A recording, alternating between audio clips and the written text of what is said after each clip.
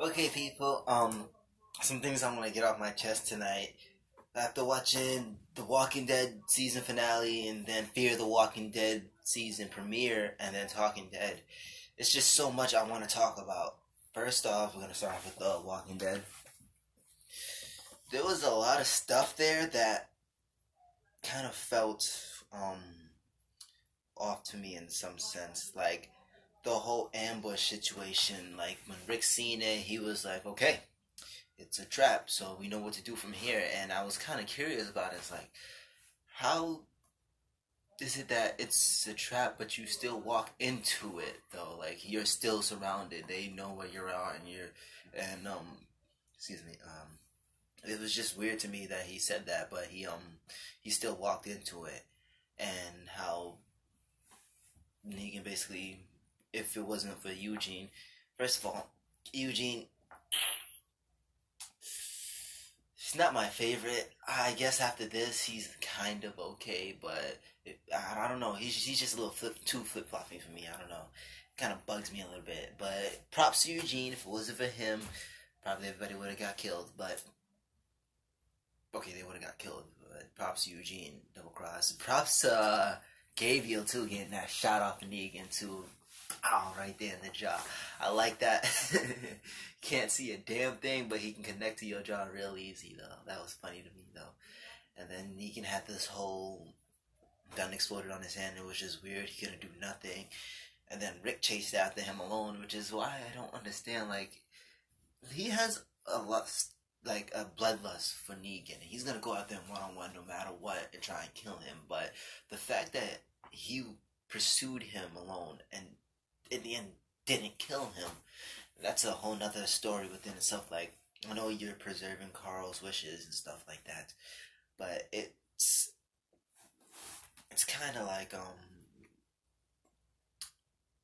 what's the I mean, in the comics he imprisons Negan as well, but it's nice to see that they're going with the comics. But then again, there are some things and that's not in the comics that's in the TV, and some things in the TV that's not in the comic. Like the whole Daryl being there, he's not supposed to be there at all. But and speaking of Daryl, it's kind of cool of him to let Dwight go. I think Dwight kind of redeemed himself after fucking over so many times, but he kind of redeemed himself at that. Happy he was able to leave and go doing his own. I have a feeling we'll see more of Dwight later on in Walking Dead, but I don't know. He was always on the Negan's thumb, and it kind of bugged me because he had potential, but kind of fucked it up. If he probably just stayed with Rick's group, probably Rick's group would have been screwed. I don't know, actually. It's like a whole lot of what ifs in The Walking Dead, and it's weird. But yeah, I guess it's like funny seeing him as they treated Daryl like he's in that position now with the A on his shirt. So that was kind of a topsy-turvy thing. It's like karma, you would say. But I appreciate good storytelling. I know a lot of people is not really into The Walking Dead right now, and it's like, oh, what's the point? It's gotten sucky, but I haven't given up hope on Walking Dead. It still has a lot to offer. I mean, it has some slow episodes, some bad storytelling. I know a lot of people was disappointed when Carl died. Like, I know. After that, you didn't want to continue. I know a lot of people barely wanted to continue when Glenn took the bat to the head. Like, if it was Abraham only, I know people would have been like, okay, Abraham's dead. Fuck with him, but I guess we'll just continue. And then, bam! Negan came in and took out Glenn too. I remember when I first seen that season premiere, actually, I was in a hotel with my friends, and we couldn't see it that night because the hotel didn't have the AMC channel.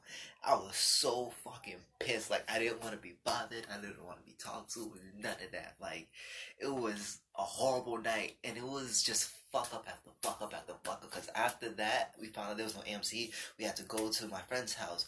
Didn't have the AMC channel. And then after that, we went to our other friend's house. They didn't have cable. And it was like, they were all so close to each other. But how the fuck do you not have AMC? And it really bugged me because we really going, like, I'm going the distance. I left work early and I wasn't dealing with none of that. Riding all over Brooklyn to try and watch this. You know, it was no go that whole night, and it was like I was dealing with somebody else as well, and then all my friends. Like that night was just shit. Like none of my friends that I had come watch that could not get along. Like none of them couldn't get along for shit. It was just fuck you, I hate you, this, like, what are you gonna do? It was ridiculous. It was so fucking ridiculous. Like, I just wanted to watch The Walking Dead with my friends. That's all I wanted. I even got a hotel. Nothing went right that night, and it bugged the shit out of me.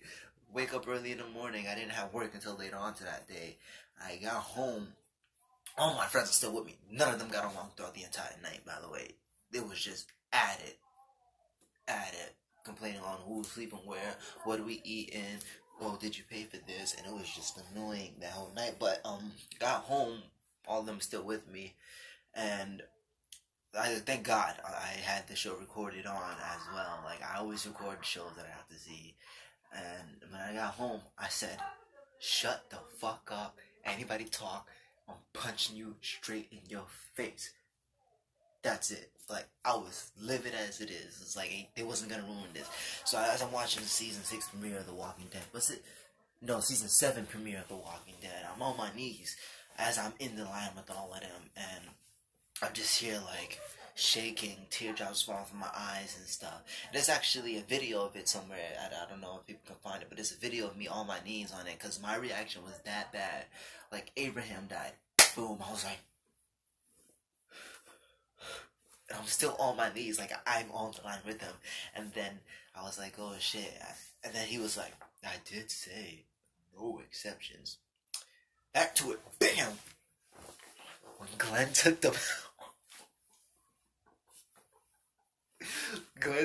bat, I was crying. Like, I was just like, like, I couldn't breathe, I couldn't do shit. Like, it was so awful. And my friends caught my reaction. They're sitting there laughing in the background. I'm like, man, shut up. This is serious. I'm losing brother right here. Yo, stop playing. Like, I was in tears. Like, that episode got me so badly. And it was like, Jesus, like, I'm trying to be strong, but damn, my boy Glenn just took it back to the head, and I couldn't do nothing. I felt powerless, but I'm going off topic a little bit. We could talk more about that in some later videos when we discuss The Walking Dead about it, but it's more about the season 7 premiere. Kind of droning on about other stuff. Still not getting to the point, but to me, this whole thing was like a retribution for Rick, and not only Rick, it was for his son, and hoping that they can coexist. And I'm not going to go off of what the comics said. I'm just going to go off this now. Like, I'm going to stop referring back to the comics. But this is an interesting plot because now Maggie, Jesus, and Daryl is plotting against Rick. And I'm just sitting like,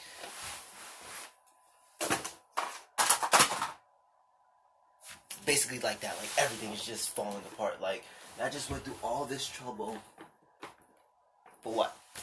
To now have problems inside. Everything's gonna fall apart inside. Like how with Negan basically is, and that's what I want to say. Is like the way they're plotting on the inside is the way like Simon was plotting on the inside. But I don't know how it's gonna play out because Daryl's like Rick's right hand man, which was Simon as well. So, oh boy,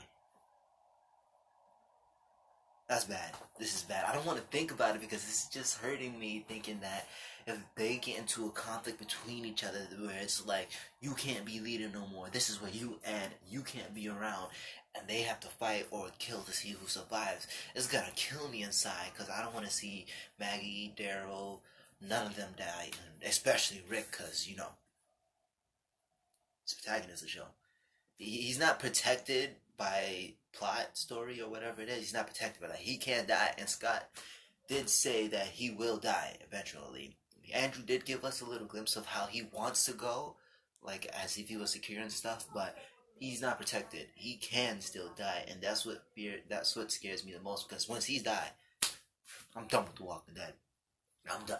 I don't even care. Daryl, whoever could be there, I'm done with it. But getting on to it, I just found it weird that after he slit his throat, he was still surviving, like he was still alive. I know there's like a couple of seconds after, but I thought Rick cut a little bit too deep the way it looked, because when Morgan did it. He was like one time, and that dude was just gone immediately. That was kind of a badass scene. That's also something I want to say. That was such a badass fucking scene. Morgan was on some gangster shit. I ain't gonna lie. That was fucking gangster. That was cool. But and how he crossed over from The Walking Dead to Fear the Walking Dead, the timelines actually kind of caught up with each other now. But I like how Fear the Walking Dead kind of continued from where The Walking Dead left off. So we know what happened and how he's there, how everybody's trying to get him to come back to the hilltop and stuff and the kingdom, but it's not working.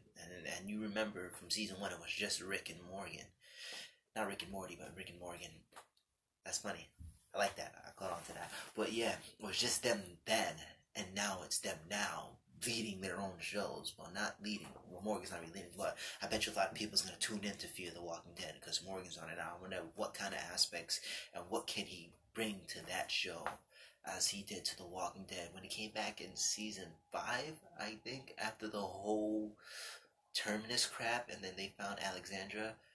It was interesting how he just came back on the show and he stayed. He's not stable in the mind at all yet, but he's still alive and doing what he has to. I'm surprised his hallucinations haven't caught up to him to where it's like a walker was to grab him or something, or he was be caught off guard because of it. But he's somehow managing with the hallucinations. It's like Batman Arkham Knight with when he was injected with like Joker gas, and he kept seeing Joker everywhere, and you couldn't tell if it was real or not to a certain extent. Like that's how it was. So it's interesting how he's still doing well, and he's now on the Fear the Walking Dead, and how it's gonna continue from Fear the Walking Dead, and then it's gonna be what Scott M. Gimple was talking about in Fear the Walking Dead. Not Fear, the regular The Walking Dead. How it's gonna be about evolution, how they face problems, but and now I'm thinking by the time Fear the Walking Dead ends, will it have officially crossed over into the regular Walking Dead, and will those characters meet? Because it's interesting. Morgan kind of went really far to where they're at right now, but we didn't know that it was caught up in the story. We knew it was a crossover. We didn't know how it was going to cross over. Like, I thought it was Morgan before he met up with them in Alexandria, but this is actually now. So we get to see how the timelines from then is like finally connecting at a certain point, and to see what's going to happen. Because I honestly am kind of excited to see where can you go from here after spending like 2.5 seasons fixated on one guy trying to take him out to like now being back into surviving and moving forward from all that. And if you want to count down the bosses, it was season 1 it was Shane going on to season 2, and then from season 2 going on 3 where it's a prison fighting with them themselves. Season 3 was all about the governor. 4, return of the governor, enter Terminus. 4, ending Terminus, going on to Alexandria, and then from Alexandria is going up against the leader herself, Deanne herself, trying to be leader, fighting the walls between themselves. And the wolves is interjected in that as well, season 5. And then from the end of season, the start of mid-season, I guess 5 or 6, I can't remember what it was exactly. I know when he interjected himself, but when his name was first mentioned, when they raided a place and they found a gun with Lucille on it, and then from there it's like Negan came in and shut shit down basically, and it's very interesting